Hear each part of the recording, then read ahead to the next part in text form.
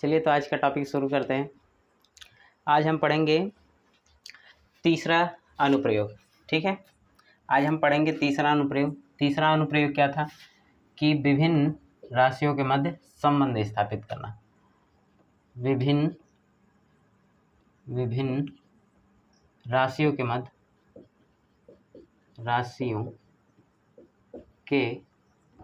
मध्य विभिन्न राशियों के मध्य संबंध स्थापित करना। संबंध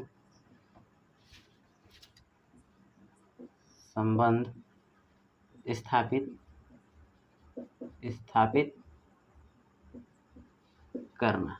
ठीक है, विभिन्न राशियों के मध्य संबंध स्थापित करना। तो आइए इस पे एक क्वेश्चन लेके देखते हैं, उसके बाद से इसका प्रोसीजर समझेंगे। ठीक है, उसी क्वेश्चन के माध्यम से हम इस टॉपिक का प्रोसीजर समझेंगे कि करना क्या होता है। तो इसमें विभिन्न राशियों के मध्य संबंध स्थापित किया जाएगा और संबंध स्थापित करने के बाद हमें रिजल्ट में क्या मिलेगा, तो हमें कोई एक फार्मूला मिलेगा। ठीक है, किसी भी नियम का सूत्र मिलेगा। ठीक है, तो मैं क्वेश्चन लेके दिख रहा हूँ। ठीक है, ये क्वेश्चन है। तो क्वेश्चन ये है कि सरल आवर्त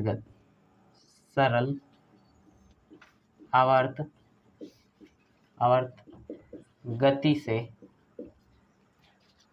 दोलन करने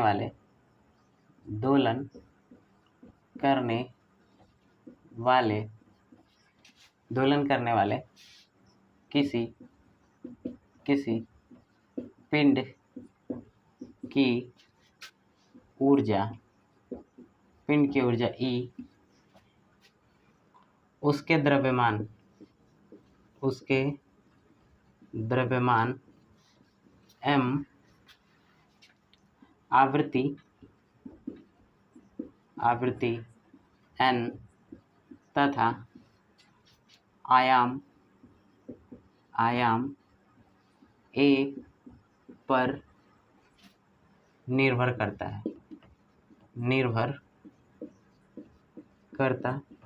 है। ठीक है, बीमीय विधि से संबंध स्थापित कीजिए।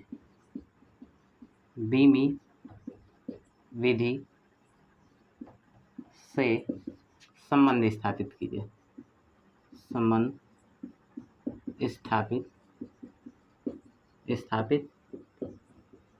कीजिए। ठीक है, ये हमारा क्वेश्चन है। कह रहा है कि सरल आवर्त गति से दोलन करने वाले किसी पिंड की ऊर्जा E, उसके द्रव्यमान m, आवृत्ति n और आयाम a पर निर्भर करता है। कौन निर्भर कर रहा है, तो इस पर निर्भर कर रहा है। कौन, तो ये ऊर्जा है। ऊर्जा इन बातों पे निर्भर कर रही है। ठीक है, तो इसको हम किस तरीके से दिखाएंगे, E और समानुपाती का चिन्ह लगा देंगे। ठीक है, और किन किन बातों पे निर्भर कर रहा है, तो द्रव्यमान पे, आवृत्ति पे और आयाम पे। तो ये हो जाएगा द्रव्यमान, ये आवृत्ति और ये हो जाएगा आयाम। ठीक है, अब इस पर हम घात चढ़ा देंगे। ठीक है, इस पर हम घात चढ़ा देंगे। तो घात में चढ़ा दे रहा हूँ, आप कुछ भी चढ़ा सकते हैं। तो मैं B, C और D घात चढ़ा दे रहा हूँ। ठीक है, B, C, D घात चढ़ा दे। A से शुरुआत कर सकते हैं, लेकिन यहाँ पे A है तो इसलिए मैं A को हटा दिया। ठीक है, अब हमें क्या करना है कि E बराबर, जैसे समानुपाती का चिन्ह हटता है तो यहाँ पर नियतांक आता है K, और ये हो जाएगा m पावर B और n पावर C और a पावर D। ठीक है, अब हमें क्या करना है कि इसमें B, C, D का मान निकाल करके इस समीकरण नंबर 1 में रख देंगे। तो B, C, D का मान जो भी आएगा, रखने के बाद हमें संबंध स्थापित हो जाएगा। ठीक है, हम इसके संबंध को स्थापित कर देंगे। समझ में आया? तो चलिए सबकी बीमा लिखते हैं। तो बीमा सबकी लिख देते हैं। तो ये है, यहाँ पे मैं बीमा लिख दे रहा हूँ। यहाँ पे क्या है, ऊर्जा है। तो ऊर्जा की बीमा क्या हो जाएगी, तो ऊर्जा की बीमा होगी m L² T पे -2। ठीक है, ये बीमा कहाँ से आया है, मैंने पिछले वाले वीडियो में बता रखा है। ठीक है, बीमा कैसे निकाला जाता है ये भी मैंने बता रखा है। तो अब बस इतना जान लीजिए कि ऊर्जा की बीमा इतनी होती है। तो आगे क्या है, आगे है द्रव्यमान। आगे क्या है, द्रव्यमान। तो द्रव्यमान की बीमा क्या हो जाएगी, द्रव्यमान की बीमा हो जाएगी m, ठीक है। ये आवृत्ति है तो आवृत्ति की विमा हो जाएगी आवृत्ति, ठीक है। तो आवृत्ति की विमा हो जाएगी आपका t पे -1, ठीक है। आवृत्ति की विमा हो जाएगी t पे -1। ये आयाम है, आयाम का मतलब लंबाई, आयाम का मतलब लंबाई, आयाम, ठीक है। तो आयाम की विमा क्या हो जाएगी l, ठीक है। मैंने सबकी विमा लिख दिया। अब मान रख देते हैं इसमें, तो रख देते हैं। इसकी विमा क्या है m l² t पे -2, ठीक है, बराबर k की विमा नहीं होती है क्योंकि नियतांक है, ठीक है। नियतांक की विमा नहीं लिखते हैं। ये हो जाएगा m, इसकी पावर कितनी है b, इसकी पावर कितनी है पावर c है, ठीक है। और ये a है तो इसको हम लिख सकते हैं a, और इसकी पावर कितनी है d, ठीक है। अब क्या किया जाएगा कि इसको एक ही में लिख लेते हैं, ठीक है। तो एक ही में क्या लिखे, एक में है, ठीक है। अब क्या किया जाएगा कि दोनों पक्षों के घातों की तुलना करेंगे, ठीक है। तो दोनों पक्षों के घातों की तुलना करने पर, ठीक है, तुलना करेंगे। तो दोनों पक्षों की घातों की तुलना करने का मतलब क्या है कि इधर देखेंगे m की घात कितनी है और इधर m की घात कितनी है, ठीक है। इधर t की घात कितनी है और इधर t की घात कितनी, इधर l की घात कितनी है और इधर l की घात कितनी, ठीक है। तो m की घात इधर क्या है b है और इधर m की घात कितना है 1 है, तो b बराबर 1 हो जाएगा, ठीक है। यहाँ पर t की घात कितनी है -c है, t की घात कितनी है -c, इसका इसमें मल्टीपल हो जाएगा। तो t की घात कितनी है -c और इधर t की घात कितनी है -2, तो -c बराबर -2। अब ये क्या निकल के आएगा, तो c बराबर 2 निकल के आया, ठीक है। अब इधर l की घात कितनी है d और इधर l की घात कितनी है 2, तो d बराबर क्या हो जाएगा 2। अब b c d का मान निकल गया। अब b c d का मान निकलेगा तो ले जाके समीकरण नंबर 1 में रख देंगे। तो यहाँ पर मैं आगे हल कर दे रहा हूँ। तो b c तथा d का मान समीकरण 1 में, ठीक है, समीकरण 1 में। तो E = K और M N और ये A होगा, ठीक है। अब यहाँ पर B है, यहाँ पे C है, यहाँ पे D है। तो B की वैल्यू कितनी है, B की वैल्यू है 1 और C की वैल्यू कितनी है 2 और D की वैल्यू कितनी है 2। अब 1 तो लिखा नहीं जाता है तो इसको मैं आगे बढ़ा के लिख दे रहा हूँ। E = K और M N² और A², ये है संबंध, ठीक है। ये क्या है, ये है संबंध इन राशियों के मध्य, ठीक है। तो समझ में आया ये टॉपिक। हम एक और क्वेश्चन लेके देखते हैं इस पे।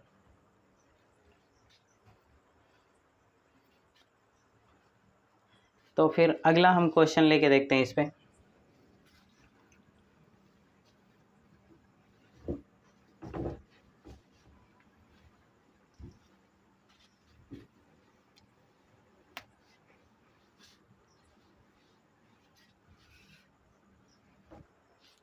चलिए तो अगले क्वेश्चन सॉल्व करते हैं।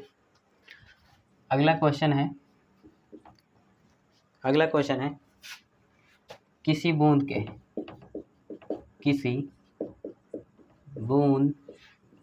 के पृष्ठ तनाव के कारण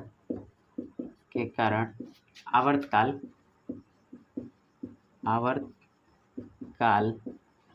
T उसके घनत्व D, त्रिज्या R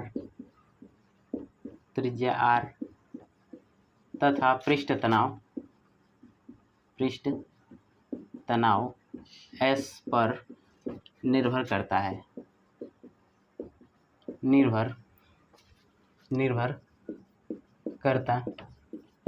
ठीक है। तो बीमी विधि से आवर्तकाल के लिए सूत्र ज्ञात कीजिए। तो बीमी विधि से आवर्तकाल के लिए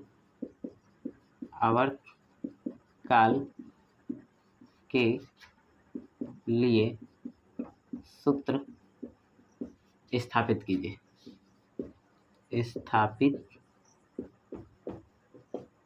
कीजिए। ठीक है, तो चलिए इसको सॉल्व करते हैं। कह रहा है कि किसी बूंद के पृष्ठ तनाव के कारण आवर्तकाल जो है घनत्व, त्रिज्या और पृष्ठ तनाव पर निर्भर करता है। कौन निर्भर कर रहा है?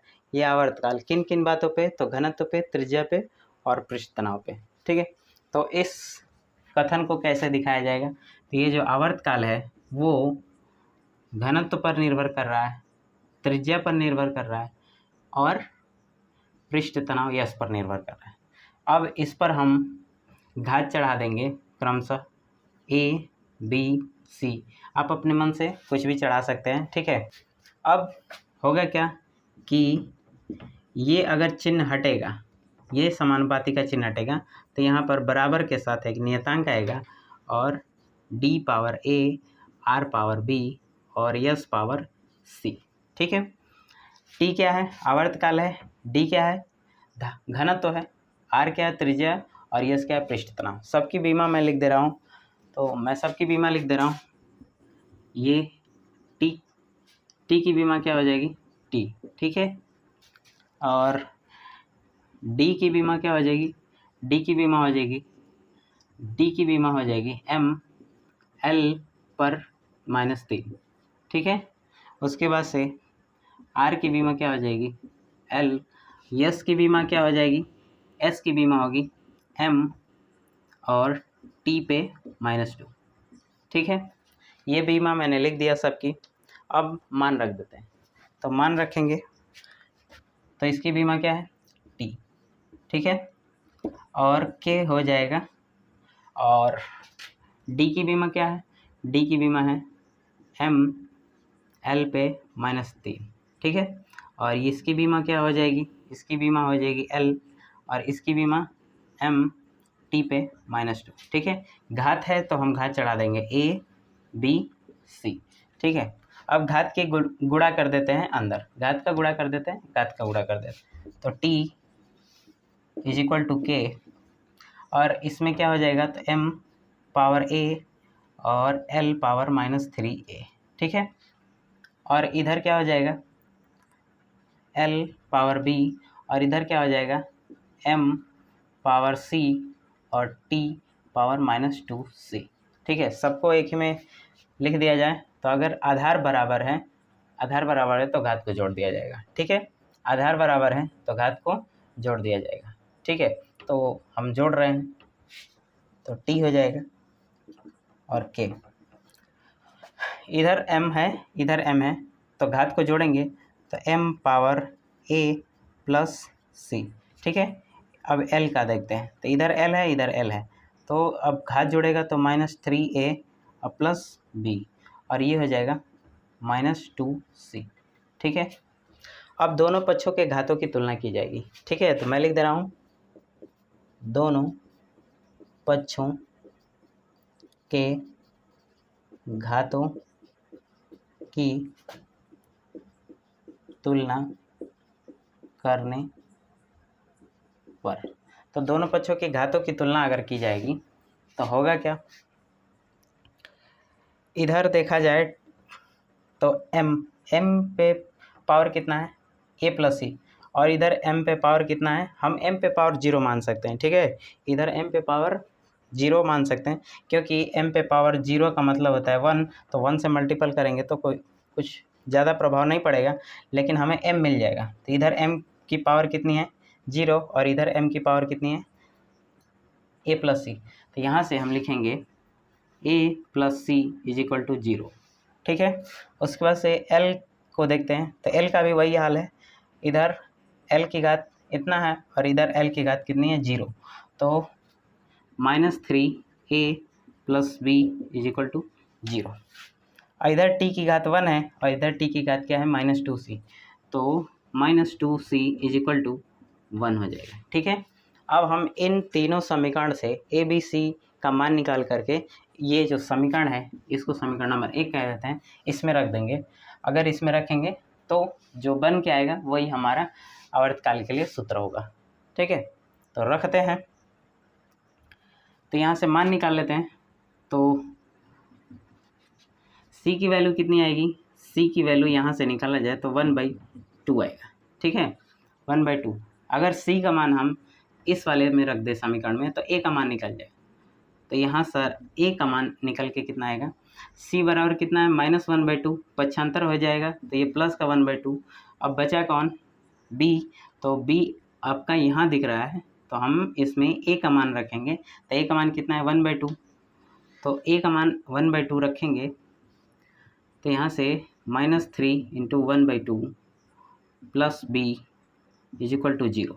ठीक है, ये ए का मान है और ये सी का मान है और हम बी का मान निकाल रहे हैं।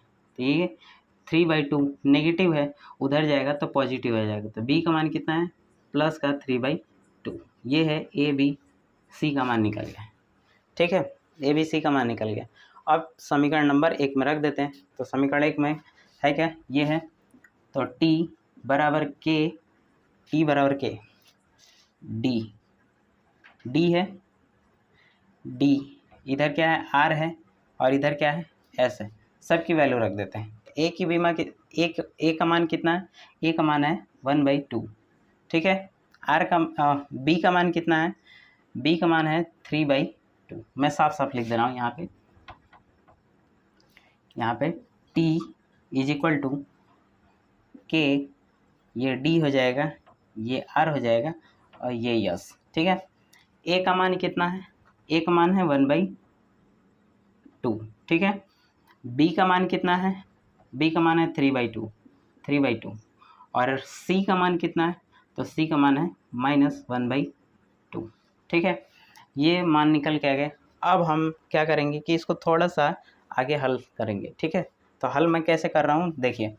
तो t = ये 1/2 का मतलब होता है रूट। ठीक है, और इसका मतलब होता है अगर किसी भी संख्या का पावर नेगेटिव हो तो वो 1 के बटा में आके वो पावर पॉजिटिव हो जाता है। ठीक है, 1 के बटा में आके वो पावर क्या होता है पॉजिटिव। तो अब 1/2 का मतलब क्या होता है, अगर किसी भी संख्या का पावर 1/2 है तो उसको हम रूट में लिखेंगे, उस संख्या को क्या लिखेंगे, रूट में लिखेंगे। ठीक है, तो इसको हम अंडर रूट में लिखेंगे तो के और ये हो जाएगा डी और इंटू इसको क्या लिखा जा सकता है, इसको हम लिख सकते हैं आर पावर 1/2 और इसको 3 लिख सकते हैं। ठीक है, और इसको क्या लिखा जा सकता है 1/s। अब 1/s जो नेगेटिव पावर है वो 1 के बटा में आके पॉजिटिव बन जाएगा। ठीक है, अब t बराबर क्या हो जाएगा, k रूट में d और इसको भी हम रूट में लिख देंगे तो ये हो जाएगा रूट में r का क्यूब। ठीक है, रूट में r का क्यूब और इनटू ये हो जाएगा 1/√s। ठीक है, अब आगे क्या होगा, ठीक है मैं इसको हटा दे रहा हूँ। अब क्या किया जाएगा कि गुणा कर दिया जाएगा। ठीक है, तो मैं इधर कर दे रहा हूँ। तो t बराबर k और ये बटा में आ जाएगा, इसका मल्टीपल कर देंगे तो इसका मल्टीपल कितना हो जाएगा, तो ये रूट में है, रूट में d और ये भी है इंटू रूट में r का क्यूब। ठीक है, इसको हम इस तरीके से लिख सकते हैं और ये है 1/√s। सबको एक ही रूट में कर देते हैं तो ये हो जाएगा, जब गुणा के रूप में है तो एक ही रूट में कर दिया जाएगा। ठीक है, तो t = k और ये हो जाएगा d(r³/s। यही है आवर्तकाल का फॉर्मूला। ठीक है, यही है आवर्तकाल का फॉर्मूला। समझ में आया? जहाँ नहीं समझ में आया है आप वहाँ पे पूछ सकते हैं, कमेंट कर सकते हैं। ठीक है, अगला क्वेश्चन लेके देखते हैं इस पे।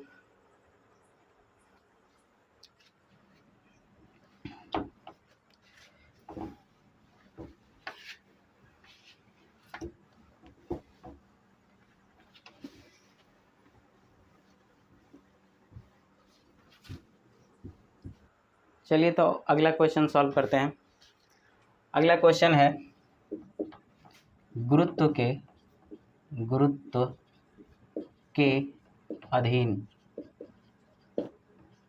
के अधीन गिरती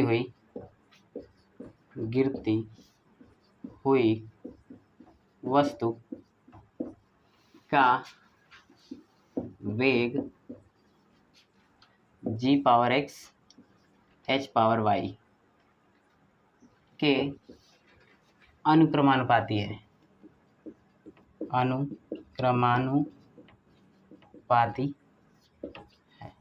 ठीक है, तो x तथा y का मान ज्ञात कीजिए जहाँ g गुरुत्वीय त्वरण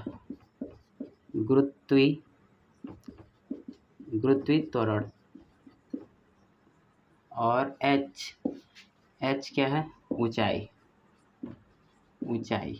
ठीक है, तो हमें क्या ज्ञात करना है, x का और y का मान ज्ञात करना है। ठीक है, यहाँ पर देखा जाएगा कि ये जो वेग है किसके अनुक्रमानुपाती हो रहा है, तो इसी के अनुक्रमानुपाती हो रहा है। तो v अनुक्रमानुपाती g⁻x h⁻y। ठीक है, अब यहाँ से अनुक्रमानुपाती का चिन्ह हटाएंगे तो v बराबर k और g⁻x और h⁻y सबके बीमा लिख देते हैं। बीमा क्या है, g की बीमा गुरुत्वीय त्वरण है तो त्वरण की बीमा LT पे -2। ठीक है, और ये h है तो इसकी बीमा L होगी, लंबाई। ठीक है, अब वेग है, वेग की बीमा क्या होगी, v की बीमा LT पे -1। ठीक है, सबकी बीमा मैंने लिख दिया, अब मान रख देते हैं। तो LT पे -1 = k और LT पे -2 और L, अब पावर रख देते हैं तो ये हो जाएगा x और ये हो जाएगा y। ठीक है, LT पे -1 = k और इधर क्या हो जाएगा, तो L power x t power -2x और ये हो जाएगा L पावर y। ठीक है, इधर L है इधर L है, दोनों का बेस बराबर है तो हम घात को जोड़ देंगे। तो LT पे -1 बराबर k और ये हो जाएगा L power x plus y और t पावर -2x। ठीक है, अब दोनों पक्षों के घातों की तुलना करेंगे।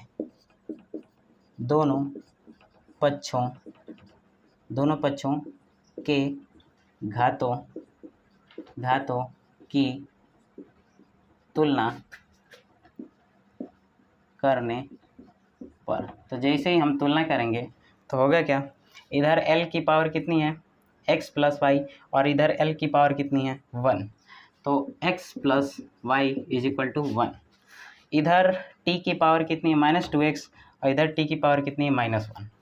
तो यहाँ पर -2x = -1। ठीक है, तो यहाँ से माइनस कट जाएगा तो x की वैल्यू कितनी आएगी, 1/2। ठीक है, x की वैल्यू कितनी आई, 1/2। अब हमें किसकी वैल्यू निकालनी है, y की वैल्यू निकालनी है। तो y की वैल्यू के लिए हम इसमें मान रख देते हैं। तो मान रखेंगे तो 1/2 प्लस y = 1। तो y इसको पक्षांतर करेंगे तो 1 - 1/2 और y कितना हो जाएगा, तो ये हो जाएगा 2 - 1/2। तो y = 1/2। तो y की वैल्यू कितनी आई, 1/2। ठीक है, बोला क्या था, x और y की वैल्यू निकालने के लिए हमने x और y की वैल्यू निकाल दिया। ठीक है।